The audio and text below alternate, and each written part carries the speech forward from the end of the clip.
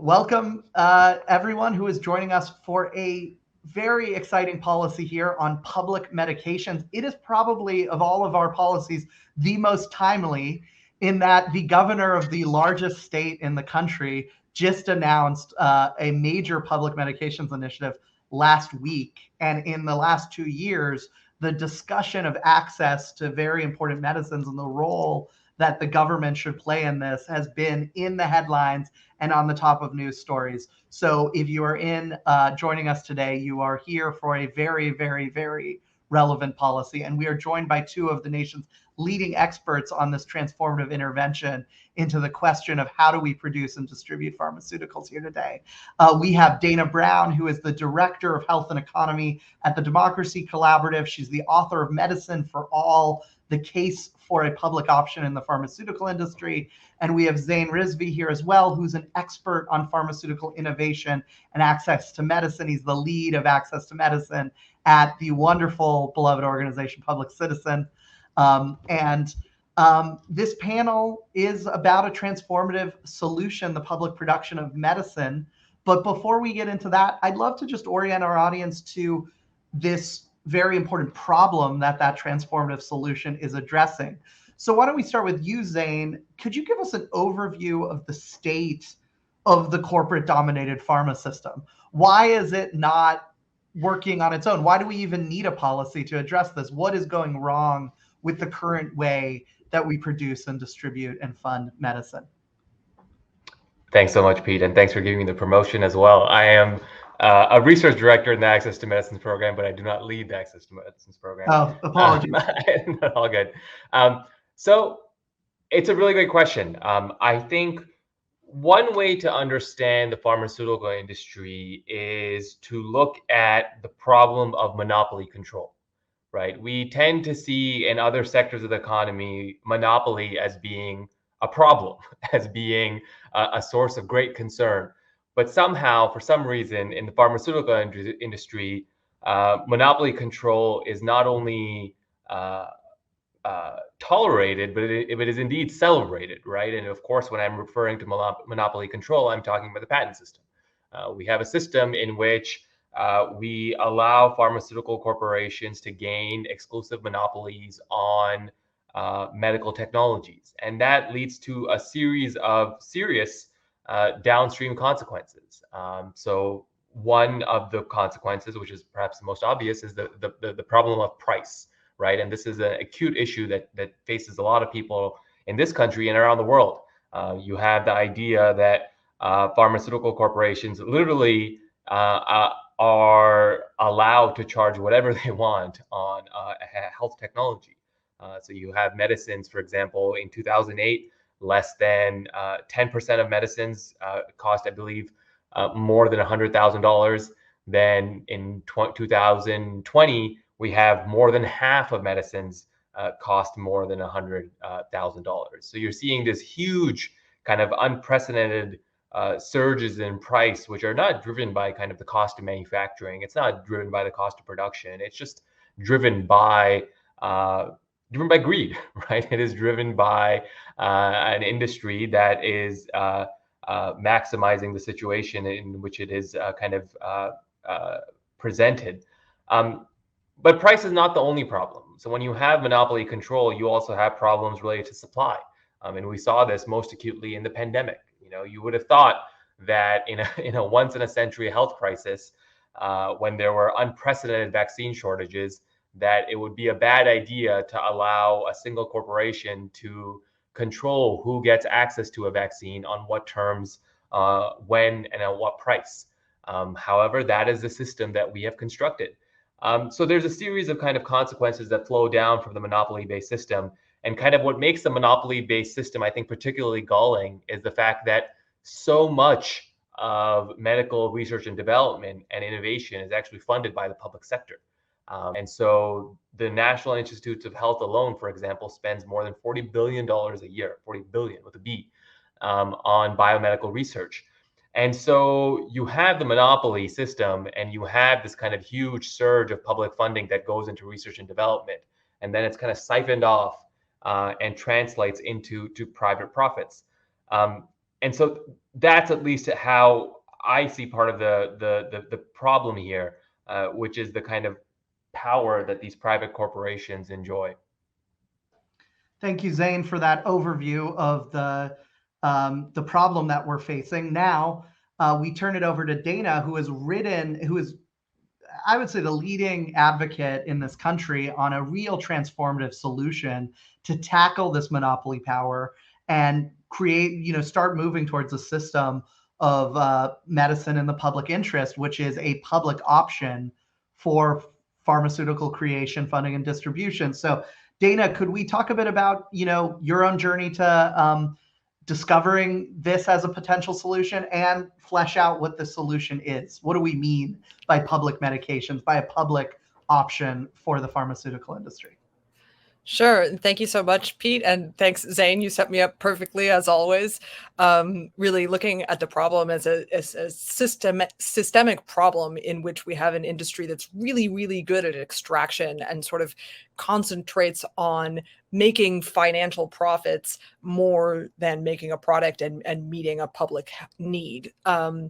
In terms of my journey, Pete, it really started with the just kind of, I think, general anger and disbelief that so many people must have. I walked into a colleague's office one day and said, why is no one seriously talking about the possibility of nationalizing the pharmaceutical industry?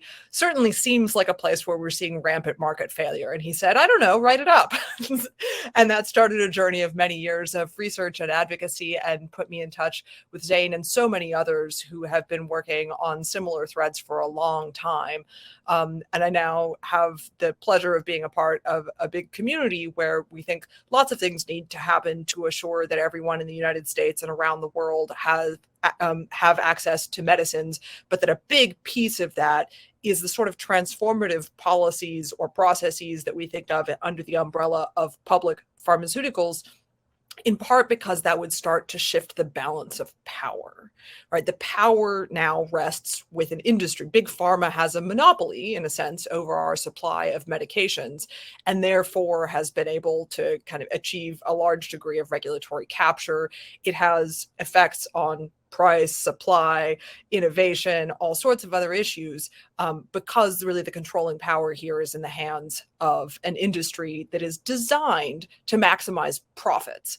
And if that is sort of, these are all the natural outcomes of that design, right? This decline in innovation, the recurring shortages of essential medicines, sky-high prices, regulatory capture, those are the natural outcomes of an industry oriented around the singular goal of maximizing profit. So the way we see it, to get different outcomes, we need a different design. And that's why we're so excited about initiatives to produce essential medicines in the public sector. Public ownership in pharmaceuticals can really be a vehicle for the designs we need to rein in prices, reduce regulatory capture, and assure a safe and steady supply of essential medicines.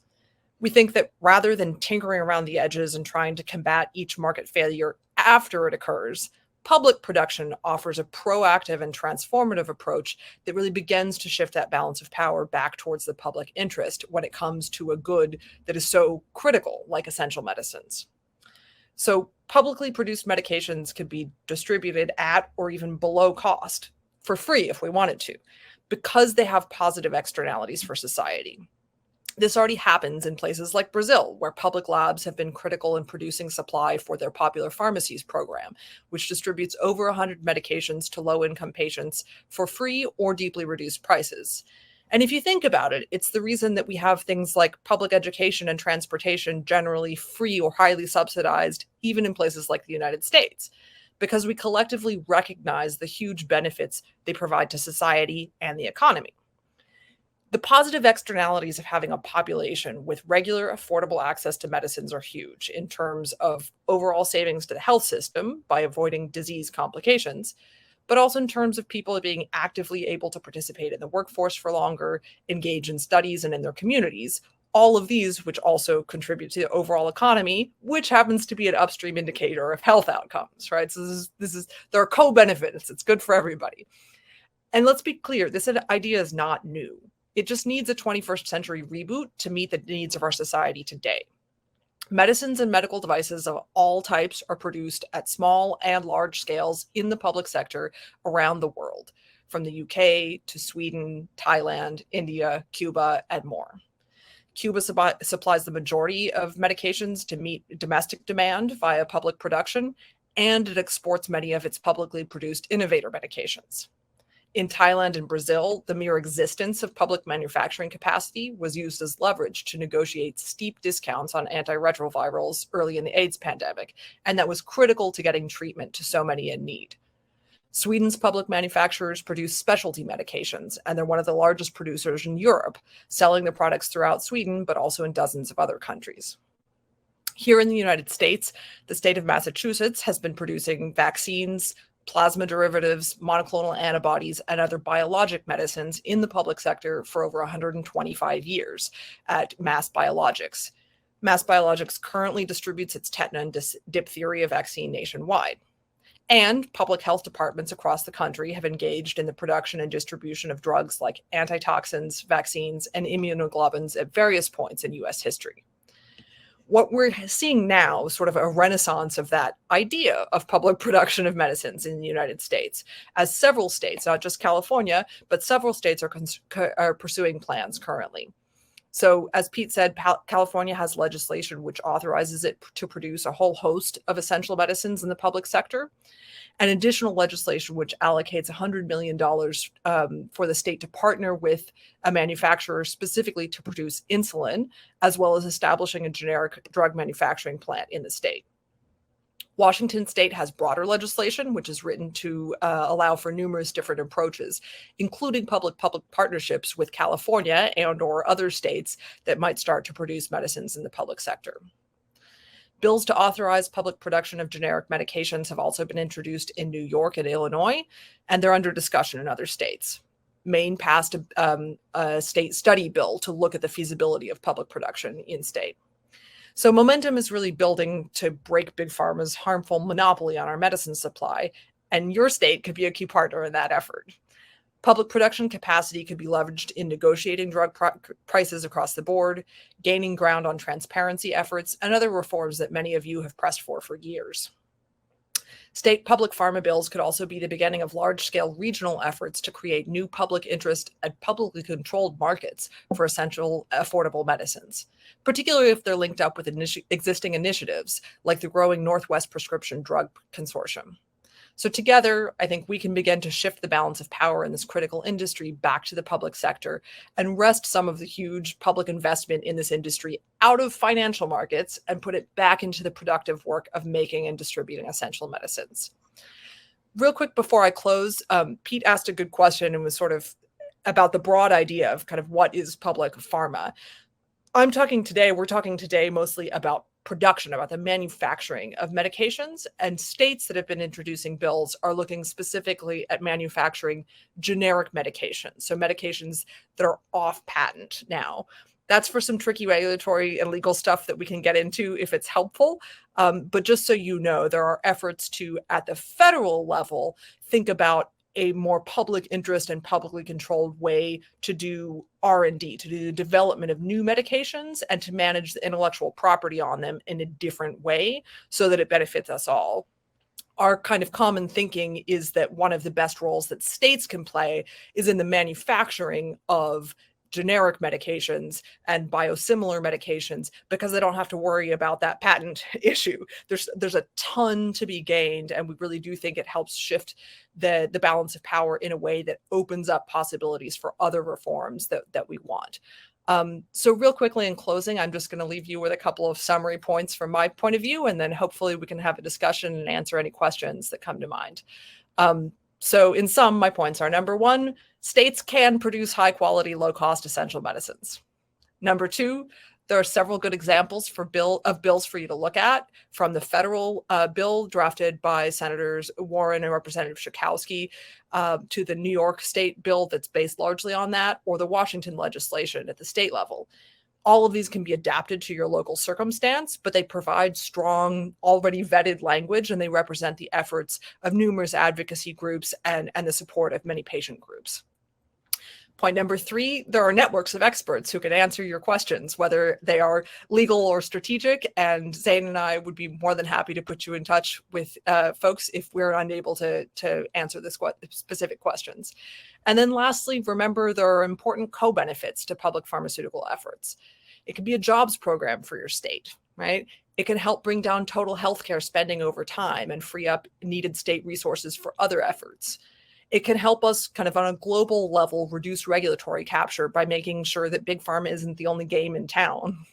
And ideally, right, it makes Medicare for all plans, whether at the state level or the federal level, much more realizable and sustainable by reining in overall drug prices and drug spending. So I'll leave it at that for now and look forward to questions, thoughts, comments, and concerns. Thank you so much, Dana, for that wonderful overview. And we've dropped in the chat Dana's report on public medications, as well as this longer briefing we've done as the Democracy Policy Network on public medication with representatives from the 3 major states that have pushed bills, Maine, Washington, and California. Zain, you work often on other areas of access to medicine, the issue of sharing knowledge, the issue of opening up patents, the TRIPS waiver, things we've heard about in the recent pandemic crisis. And I'd love to hear a bit about, other things on the state level that you think go along with public pharma and how public pharma interacts with those other areas of access to medicine that you often work on. Yeah, no, that's a great question. So I think it starts with kind of breaking the monopoly control that pharma has, right? The kind of abuses that flow down from monopoly control, I think, are legion. And so I think the different interventions that we talk about all, I think, aim to kind of take back some of that control. And so, we should be clear that the details matter, right? This is an incredibly kind of intricate area. And there, as anyone in the space will tell you, that there are kind of overlapping regulatory, patent, legal, et cetera, regimes. And so there is a sense in which the kind of system is all interconnected. And so that's where, for example, if you're working on patent issues, you need, if you're trying to overcome patent monopolies, for example, you need a supplier. And so that's where, for example, public pharma could come in. Sometimes when you're trying to produce medicines, you need to overcome patent monopolies. And so then, if you're trying to do public pharma, then you also need to take on patent monopolies. And so they are, it's all kind of interrelated in some way. I do think that, the pandemic has made clear just the serious limitations of the world in which we live, right? Especially when it comes to pharmaceuticals. We had huge amounts of public funding, right? We're talking, if you count both the research and development and procurement purchases, the US government alone spent more than $60 billion on biomedical research, development, and procurement for COVID-19, treatments, vaccines, and diagnostics, $60 billion. And so when we're seeing this huge kind of outflow to private corporations, clearly there should have been some protection of the public interest. There should have been some conditionality. There should have been some sharing requirements. There should have been some opening of intellectual property and patents and know-how, et cetera. And so, clearly the Trump administration, did not manage to deliver that. But there are many new initiatives kind of on the way. And I think public pharma is a great piece that kind of fits in. And public pharma is also, it's a big term, right? It means a lot of different things to a lot of different people. And so that's why actually, and maybe I sound like too much of a lawyer here, but the details matter. The details really do matter. And we have seen some sort of ambitious visions coming out, but it really does depend on, for example, is it just going to be another subsidy to some biosimilar corporation to kind of, stand up a facility in state X?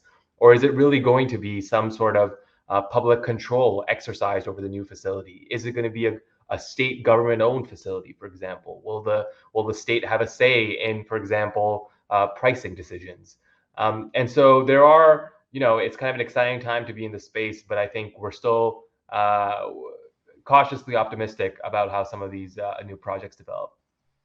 Thanks, Zain. And that's a perfect segue to my next question to Dana, which is, there are a lot of varieties of ways public pharma could work. Just off the top of my head, it's like one state sells and the others get together and buy from that state. They all buy together from a private entity, but it's publicly funded, and then they give it out for free. That some of them only do insulin, but others do other medicines, and these all have different benefits and downsides and complications. And so, could you walk us through a little bit of what does public pharma mean concretely? What are the various varieties of it? Well, as you say, there are maybe infinite options in a sense. And part of it, I think, is going to be determined by who acts first and when, right? I mean, California is setting the stage. And if they start producing insulin at scale, it might make sense for other states to purchase it, right? Even if that wasn't other states' initial plan. But a public-public partnership there might make sense. And it might make sense for other states to then, who are interested in getting involved, to then look at producing other medications, right? And creating more of a market and an exchange there. So it might make sense for other states to concentrate on generic drugs, on antibiotics and EpiPens and naloxone and other things that we know are overpriced and also are essential to human life and to the functioning of our society. So I think part of it depends on that. I guess my instinct is that that's why it's nice to have legislation that's written fairly broadly in places like California and Washington, and that it isn't exclusive to one medication or one manufacturing process, but that empowers the state to do what's in the state's self-interest and in the interest of their population, and leaves it open to producing more medications in the future as they begin to ramp up manufacturing or enter into contracts with already approved manufacturers. So I think that's my big tip, is to leave yourselves open, because these things take a little time to develop and some states are getting a head start, and also to be in conversation with other states about what kinds of memorandum of understanding, what kind of regional pacts make sense for your state's needs, but also the advantages that your state brings, right? Some states have larger economies and more existing manufacturing capacity that could be redeployed. So I think there's going to be, states are our laboratories of democracy, and they're showing us that in this moment. And I think it's going to be an evolving beast. But I'd say in general, there's a lot of room for experimentation here, and any of these initiatives where the public sector is really controlling the institutions and is has to be transparent with the residents of the state. That's, any of those initiatives is a step in the right direction and begins to transfer power from the private sector back to the public sector, which is important to all of our efforts. Thank you, Dana. We have about 3 minutes left. For those in the audience, there was a poll that was just done. If you click on polls and answer it, it is a way that you can mark down that you're interested in this issue. We'll get your email address and send you further information on this issue if you want to fight for it in your state. So be sure to fill that out before you leave, audience. As a final question to both of you, maybe take a minute each on this. We were very interested in this issue, not just because if public pharma suddenly happened, drugs would be cheaper, medicine would be cheaper. That's very important, deeply important. But it's also has this chance for, it affects democracy. It affects the balance of power. And it is a demonstration that the public sector can do things. There was just an org started, the Center for Public Enterprise, the belief that we can do things together again. And the contribution to democracy, the contribution to the commons, these questions. So would love to hear you each take 1 minute on kind of the larger democratic implications of public pharma. I just think one of the kind of most undertold stories, perhaps, is the role of the public sector right now, actually, in pharmaceutical research and development. Like, if people actually knew just how much the public sector does and just how crucial the public sector is actually to really break through science, I think, the kind of visions we have of kind of this, slow governmental processes would quickly be refuted. So, for example, if you look at, the COVID-19 vaccines, if you look at mRNA technology, if you look at the so-called Moderna vaccine, which actually turns out to be the NIH Moderna vaccine, right? Like, this was literally a vaccine that was co-invented with federal scientists. And so I think that's part of the narrative here. And I think a public manufacturing facility would just continue to show everyone exactly what, how the public sector is delivering and can continue to deliver. Yeah, great. I'd also say in most jurisdictions, there are already many more oversight and transparency mechanisms in the public sector than there are for private sector, and there are by default more participation mechanisms for the public to be involved and have a say over what's happening. So by default, doing production of pharmaceuticals in the public sector is already more democratic than doing it in the private sector. And we're also potentially reducing regulatory capture. And of course, the public sector can and does produce all sorts of stuff. We sent people to the moon and built a space station and created the internet, and we make nuclear fusion and other kinds of energy, and we create medicines. So I think it's really about a mindset, right? We haven't been producing a lot of medications in the public sector the way that we might start now, but it's really just a choice to invest in that and to invest in the future of our communities. So onward. Amen on that note. Thank you, Dana Brown and Zain Rizvi. Follow along with Dana Brown's work at the Democracy Collaborative, Zain Rizvi's work at Public Citizen. Read Dana's recent report on a medicine for all. All links dropped in the chat. And let's hope we can all fight for public medicines in each of our necks of the woods. Thank you so much, everyone. And thank you all for joining us.